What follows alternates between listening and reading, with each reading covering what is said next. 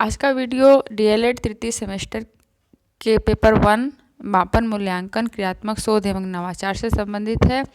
आज के वीडियो में हम लघुत्तरी यानी कि शार्ट टाइप जो प्रश्न था मापन मूल्यांकन का एक वीडियो में कंप्लीट कर दिए हैं। तो उसका पार्ट 2 है जिसके अंतर्गत हम क्रियात्मक शोध और नवाचार को देखेंगे। तो देखिए, क्रियात्मक शोध से संबंधित काफ़ी कई प्रश्न जो हैं वो पिछले वर्षों में पूछे जा चुके हैं। तो उनमें से ही कुछ प्रश्नों को हमने आज लिया है जो आपके लिए काफ़ी उपयोगी सिद्ध होंगे। देखते हैं, पहला प्रश्न जो है वह क्रियात्मक शोध का अर्थ स्पष्ट करते हुए उसका महत्व बताइए। तो देख लेते हैं क्रियात्मक शोध है क्या। यह चूँकि रिसर्च से संबंधित है और क्रियात्मक शोध जो है एक नया कॉन्सेप्ट है, क्योंकि यदि शोध की हम बात करते हैं तो हमें उसमें काफ़ी पहले समय लगता था, लेकिन तात्कालिक समस्याओं के समाधान के लिए यह जो है स्टीफन मोरे ने क्रियात्मक शोध का जो है उन्होंने कॉन्सेप्ट दिया। तो जॉन डब्ल्यू वेस्ट इन्होंने क्रियात्मक शोध को परिभाषित करते हुए कहा है कि क्रियात्मक अनुसंधान का तात्कालिक उपयोग किया जाता है। इसके द्वारा सिद्धांत का विकास नहीं किया जाता और न ही सामान्य उपयोग किया जाता है। इसमें यहाँ और भी जो समस्याएं हैं, जो स्थानीय प्रकार की समस्याएं हैं, उस पर बल दिया जाता है। इसके परिणामों का मूल्यांकन स्थानीय अनुप्रयोग के रूप में किया जाता है, न कि सार्वभौमिक वैधता के, यानी कि तात्कालिक जो कम समय में हम जल्दी से समस्या का समाधान कर सकें। तो उपयुक्त विश्लेषण के आधार पर हम देख सकते हैं कि क्रियात्मक अनुसंधान वह अनुसंधान है जो तात्कालिक समस्या समाधान के उद्देश्य से घटना स्थल पर उनकी व्याख्या जो है वैज्ञानिक ढंग से किया जाता है और जिसके आधार पर क्रियाओं या तात्कालिक समस्याओं में निर्देशन, सुधार और मूल्यांकन करते हैं।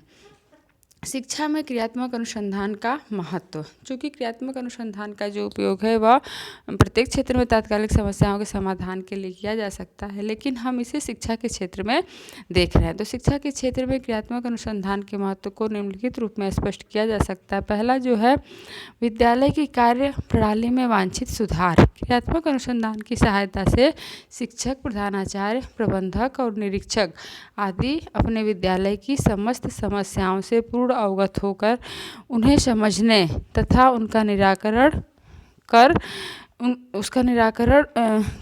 करने का उपाय निकालते हैं और विद्यालय की कार्यप्रणाली में वांछित सुधार करते हैं। दूसरा जो है, पहला जो है विद्यालय की कार्यप्रणाली में वांछित सुधार। दूसरा है विद्यालय में व्याप्त यांत्रिकता, रूढ़िवादिता के वातावरण को समाप्त करना।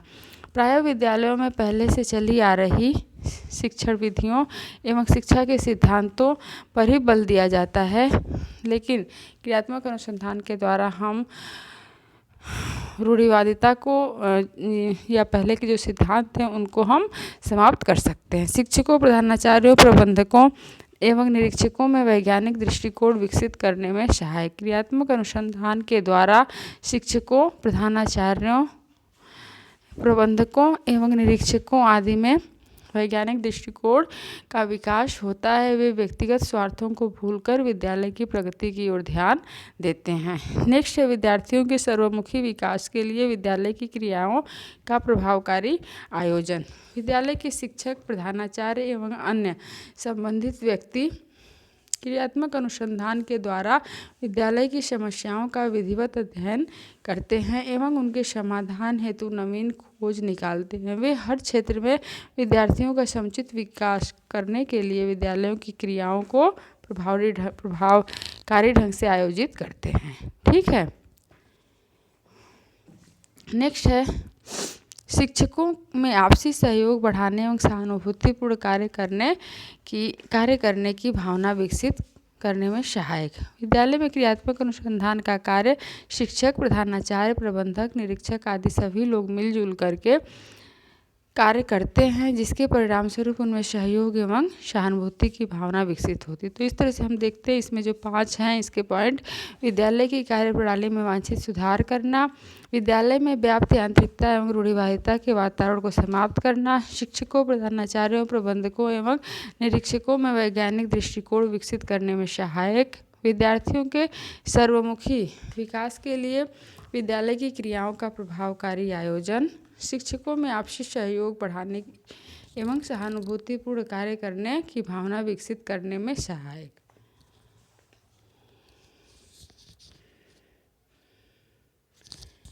चूँकि क्रियात्मक शोध भी रिसर्च का ही एक भाग है और एक वैज्ञानिक शोध के अंतर्गत आता है, तो इसलिए क्रियात्मक शोध के भी कुछ चरण और उनके प्रारूप का निर्माण किया गया है। इसके 8 चरण हैं। इस क्वेश्चन है कि क्रियात्मक शोध के चरणों का उल्लेख करिए, तो इसमें 8 चरण है। पहला जो चरण है वह है समस्या का चयन।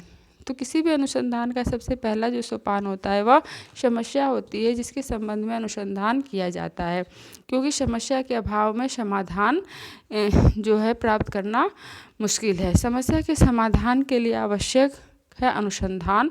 अतः अनुसंधानकर्ता को सबसे पहले उस समस्या को समझना चाहिए जिसे वह हल करना चाहता है, क्योंकि समाधान हेतु की गई समस्त क्रियाएं समस्या से संबंधित होती हैं। ठीक है, तो पहला समस्या का चयन। दूसरा है समस्या को परिभाषित करना। इसके अंतर्गत आप जिस समस्या पर कार्य कर रहे हैं उसको स्पष्ट कीजिए कि वास्तव में उस समस्या से आपका क्या तात्पर्य। उदाहरण के लिए वर्तनी वाली समस्या को बताइए कि अधिकतर लड़के लिखने में अशुद्धियाँ करते हैं, बीड़ी को बीड़ी, फूल को फूल लिखते हैं। ठीक है, तो समस्या को परिभाषित करना। तीसरा जो समस्या है वह सीमांकन, समस्या का सीमांकन। इसके अंतर्गत समस्या के उस क्षेत्र को बताइए जहां आप कार्य करेंगे। उदाहरण वर्तनी संबंधी अशुद्धियां तो प्रत्येक पाठशाला के छात्र करते हैं, परंतु आप सभी छात्रों के अशुद्धियों का संशोधन कर सकें यह जो संभव नहीं है। ठीक है, नेक्स्ट है समस्या के संभावित कारणों का पता लगाना तथा कारणों का विश्लेषण। इस सोपान के अंतर्गत उन कारणों पर विचार कीजिए जो वर्तनी संबंधी अशुद्धियों का मूल कारण है। उदाहरण के लिए बालकों का अशुद्ध उच्चारण, उच्चारण पर स्थानीय प्रभाव, वर्तनी संबंधी नियमों से अनभिज्ञ होना, शिक्षकों का अपूर्ण ज्ञान इत्यादि। पांचवा सोपान है क्रियात्मक परिकल्पना निर्माण। इसके अंतर्गत आप उन क्रियाओं पर विचार कीजिए जिनके द्वारा समस्या के ऊपर दिए हुए कारणों को मिटाया या दूर किया जा सकता है। नेक्स्ट है अविकल्प निर्माण एवं उपकरणों का विकास। इस सोपान के अंतर्गत आप उन सभी बातों पर विचार कीजिए जिनके द्वारा आप सभी प्रयत्नों का मूल्यांकन कर सकें। नेक्स्ट है विश्लेषण।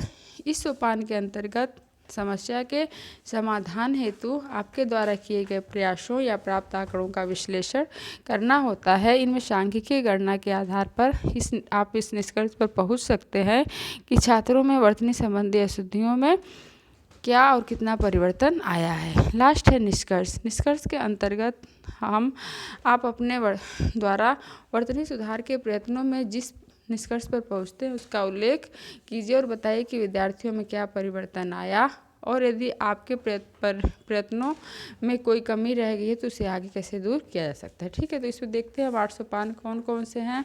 पहला जो है समस्या है, पहला समस्या का चयन, दूसरा समस्या को परिभाषित करना, समस्या का सीमांकन करना, समस्या के संभावित कारणों का पता लगाना, क्रियात्मक परिकल्पना का निर्माण करना, अभिकल्प एवं उपकरणों का विकास, विश्लेषण और निष्कर्ष। नेक्स्ट है क्रियात्मक शोध के अंतिम चरण का वर्णन कीजिए। अंतिम चरण क्या है? वह निष्कर्ष है। तो क्रियात्मक शोध का अंतिम चरण अनुवर्ती कार्यक्रम है। शोधकर्ता ने जब अपने शोध के आधार पर निष्कर्ष प्राप्त कर लिया तो उसे संबंधित अनुवर्ती कार्यक्रम पर ध्यान देना चाहिए, अन्यथा अनुभूत समस्या जिसका अध्ययन किया गया है विकराल रूप धारण कर सकती है। इस संबंध में विद्यालय के प्रशासन, सहयोगी शिक्षकों आदि से परामर्श लेते हुए कार्य का योजना तैयार कर क्रियान्वित करना चाहिए। यह कहना उचित होगा कि बिना समुचित अनुवर्ती कार्यक्रम के क्रियात्मक शोध जो है अर्थहीन हो जाएगा। यानी कि जिस निष्कर्ष पर हम पहुंचते हैं उस निष्कर्ष को व्यापक रूप पर जो है विद्यालय के प्रबंधक या प्रधानाचार्य को बताना चाहिए और उस पर व्यापक रूप से कार्य किया जाना चाहिए, लोगों को सूचित किया जाना चाहिए, यानी कि एक्शन उस पर लेना चाहिए। इसीलिए क्रियात्मक शोध को एक्शन रिसर्च भी कहते हैं। नेक्स्ट है क्रियात्मक शोध की क्या आवश्यकता है। ये भी क्वेश्चन पूछा जा चुका है। जैसा कि कई स्थानों पर व्यक्त है कि आवश्यकता, महत्व, उद्देश्य आदि शब्द भाषाई अंतर में सभी समान और मिलते जुलते हैं। आवश्यकता, महत्व और उद्देश्य, ठीक है। तो इस दृष्टि से क्रियात्मक अनुसंधान की आवश्यकता हमें इसलिए है कि कम समय में अपनी सभी समस्याओं का सरल और सही समाधान खोज सके, प्रत्येक कार्यकर्ता अपने क्षेत्र में इसका प्रयोग कर सके, सभी लोग अपनी अपनी समस्याओं का समाधान स्वतः ही खोज सके। शिक्षा के क्षेत्र में क्रियात्मक अनुसंधान की आवश्यकता इसलिए है कि शिक्षा के क्षेत्र में कार्य करने वाला प्रत्येक शिक्षक अधिकारी अपनी समस्याओं का सरल और सही समाधान खोज सके, पाठ्यक्रम को छात्रों की आवश्यकताओं एवं परिस्थितियों के अनुरूप बदला जा सके, शिक्षण विधियों का उचित परिवर्तन लाया जा सके, कम समय में ही समस्याओं का शीघ्रता एवं सरलता से सुलझाया जा सके, शिक्षा से संबंधित दयनीय समस्याओं का सही हल ढूंढा जा सके और शिक्षण में जो है व्यवहारिकता लाई जा सके। तो इस तरह से इसकी कुछ आवश्यकताएं हैं। अब नेक्स्ट हम देखेंगे क्रियात्मक अनुसंधान का महत्व क्या है। क्रियात्मक अनुसंधान का महत्व क्या है, महत्व पर प्रकाश डालिए। क्रियात्मक अनुसंधान की उपयोगिता बताइए। 3 बार प्रश्न पूछा जा चुका है।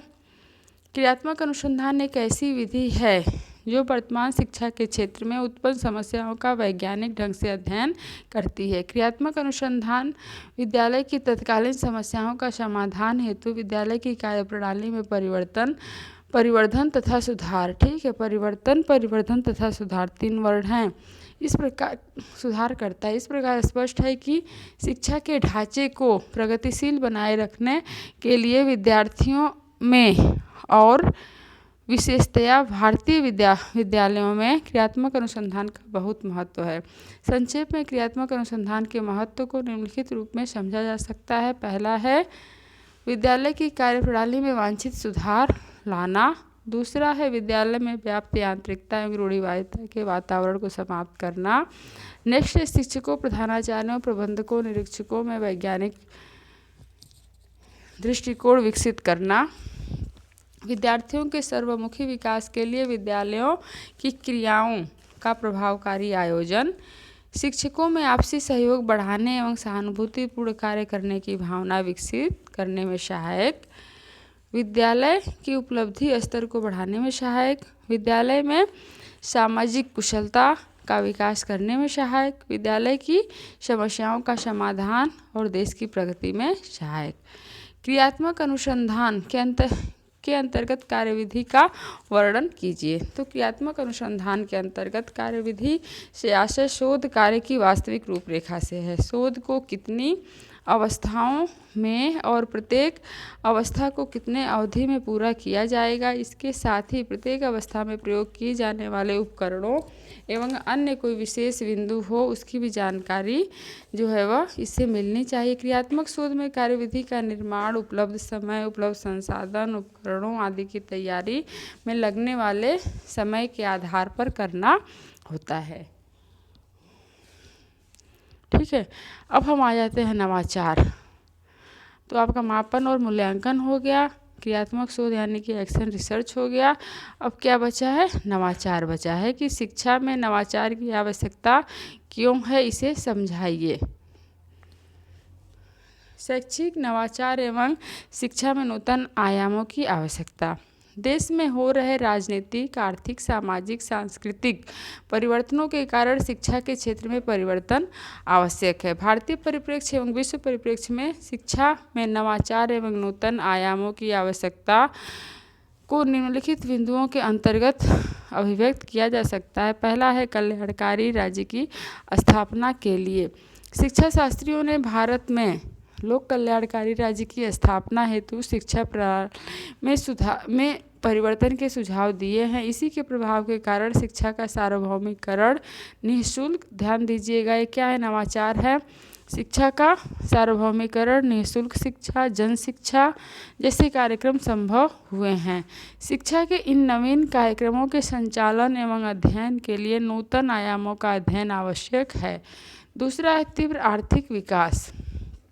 पहला है कल्याणकारी राज्य की स्थापना, दूसरा तीव्र आर्थिक विकास। शिक्षा को आर्थिक विकास का उपयुक्त माध्यम माना जाता है क्योंकि आर्थिक विकास हेतु भौतिक पूंजी ही नहीं मानवीय पूंजी आवश्यक है। ठीक है, यानी कि 2 संसाधन प्राकृतिक मानवीय संसाधन है, तो मानवीय जो संसाधन है वह तीव्र आर्थिक विकास के लिए आवश्यक है। तो इसके लिए शिक्षा का विकास आवश्यक है। इसलिए शिक्षा द्वारा आर्थिक विकास करना होगा। इसके लिए उसे नए विचार, नए कार्यक्रम एवं नूतन आयामों का समावेश आवश्यक है। तीसरा हम देखेंगे वैज्ञानिक एवं तकनीकी प्रगति के अनुरूप शिक्षा प्रणाली। आजकल वैज्ञानिक उपकरणों का प्रयोग घर, कार्यालय, व्यावसायिक प्रतिष्ठान, उद्योग, बैंक, परिवहन सभी जगह हो रहा है। दूरदर्शन, कंप्यूटर आदि अनेक उपकरण शिक्षा के क्षेत्र में क्रांति ला रहे हैं। इन वैज्ञानिक उपकरणों के संचालन, रखरखाव व आगे विकसित करने के लिए शिक्षा में नवीन विधियों, पद्धतियों का समावेशन करना जरूरी है। तीसरा है जनसंख्या की आवश्यकताओं की पूर्ति। स्वतंत्रता के पश्चात भारत की जनसंख्या में वृद्धि तीव्र गति से हुई है। स्वतंत्रता के समय भारत की जनसंख्या 33 करोड़ जनसंख्या थी, आज 1 अरब से भी अधिक हो गई है। इस विशाल जनसंख्या की आवश्यकताएं भी विशाल ही होंगी। उनको खाद्यान्न, वस्त्र, आवास, शिक्षा, परिवहन, चिकित्सा आदि की आवश्यकता है।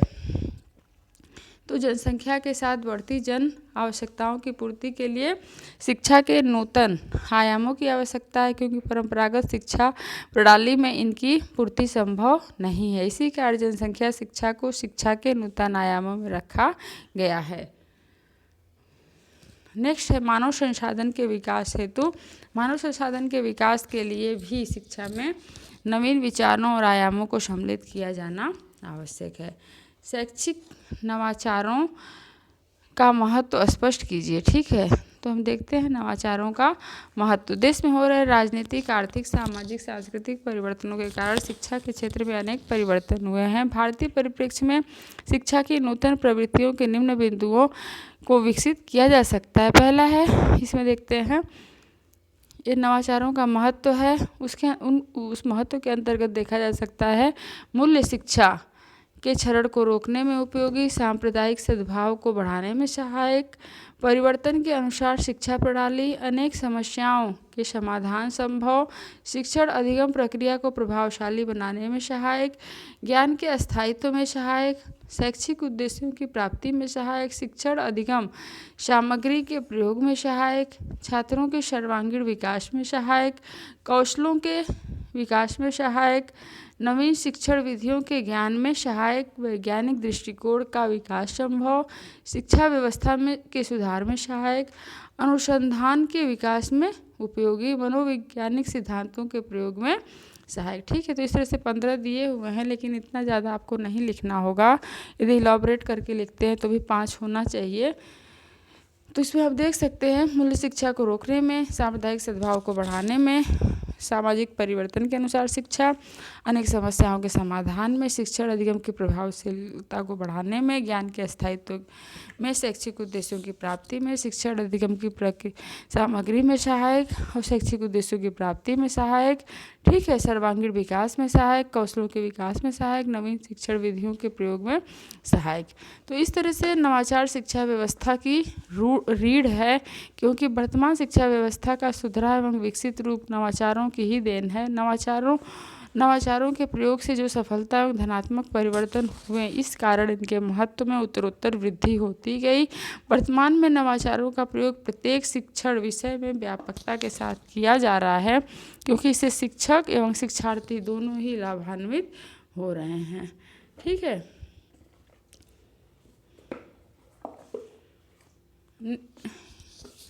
देख लेते हैं नवाचार, शैक्षिक नवाचार के क्षेत्र कौन कौन से हैं। तो इसके अंतर्गत अवकाश प्राप्त शिक्षक, विशेषज्ञ, विद्वान, सूचनाएं, ऐतिहासिक स्थल का उपयोग, उनकी उपयोगिता का मूल्यांकन, कक्षा एवं कक्षेतर शिक्षण, पाठ्यक्रम सहगामी क्रियाएं, प्रार्थना सभा, विद्यालय का प्रबंधन, समुदाय में अच्छे संबंध की स्थापना, विद्यालय में मानवीय संबंध को महत्व जो है वे शैक्षिक नवाचार के क्षेत्र हैं।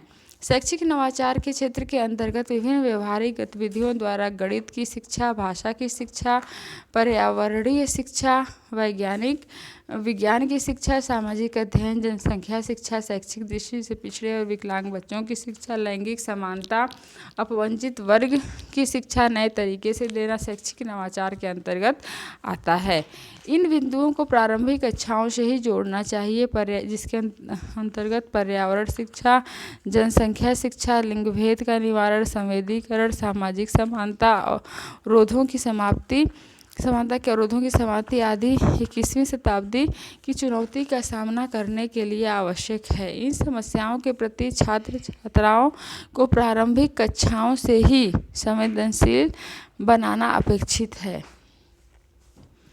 जिसके लिए संकल्पना की पद्धतियों को अपनाना आवश्यक है। शिक्षा के क्षेत्र में, शिक्षा का जो क्षेत्र व्यापक है, बहुत व्यापक है, जीवन के प्रत्येक क्षेत्र को प्रभावित करता है। वास्तव में शिक्षा बालक के भावी जीवन के लिए तैयार करता है तथा बालक का बाल्यतर जीवन काल सुख, शांति एवं सफलता पूर्वक जीकर मानव व राष्ट्र के लिए कुछ कर सके, इस अवधारणा को मजबूत करती है।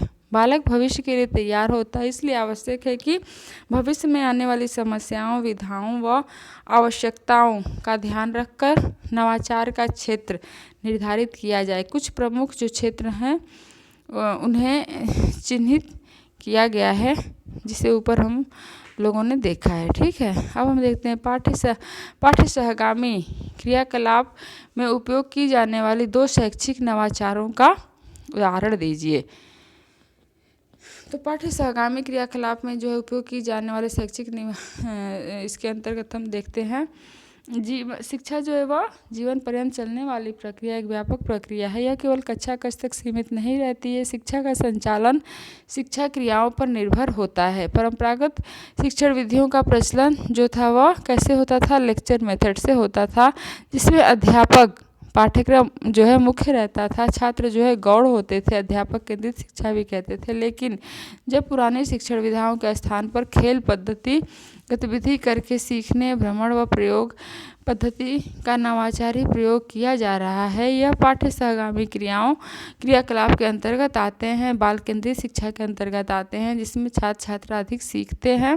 पाठ्य सहगामी क्रियाकलापों के माध्यम से छात्रों में बौद्धिक विकास के साथ साथ शारीरिक, सामाजिक, सांस्कृतिक, रचनात्मक विकास भी होता है। ठीक है, तो इस तरह से हम शैक्षिक नवाचार के अंतर्गत देख सकते हैं। पहला जो है अध्यापक केंद्रित शिक्षा के स्थान पर बाल केंद्रित शिक्षा, लेक्चर मेथड के जगह पर खेल पद्धति, भ्रमण द्वारा शिक्षा, और जो है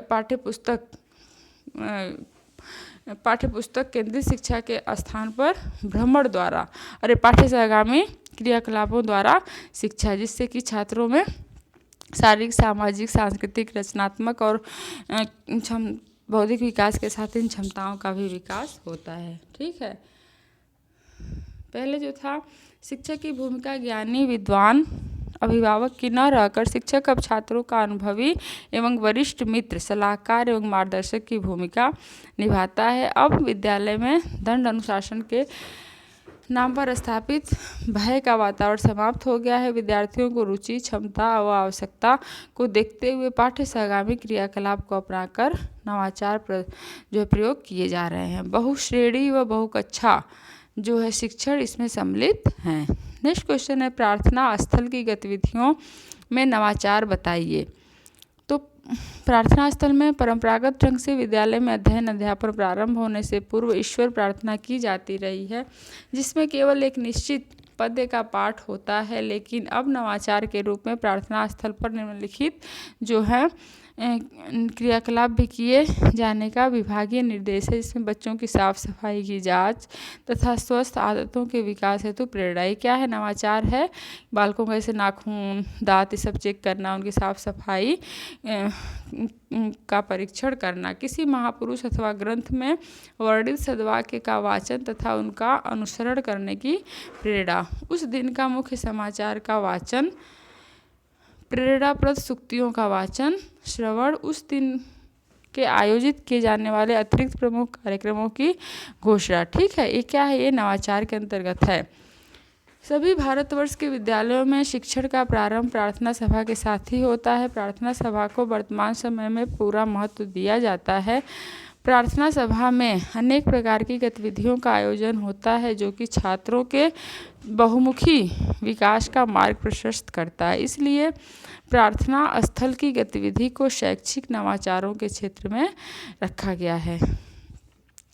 ठीक है, इसलिए प्रार्थना स्थल की गतिविधि को शैक्षिक नवाचार के अंतर्गत रखा गया। प्रार्थना स्थल पर की जाने वाली गतिविधियां छात्रों के लिए प्रतिदिन नवीन ज्ञान का विकास का संदेश देती हैं।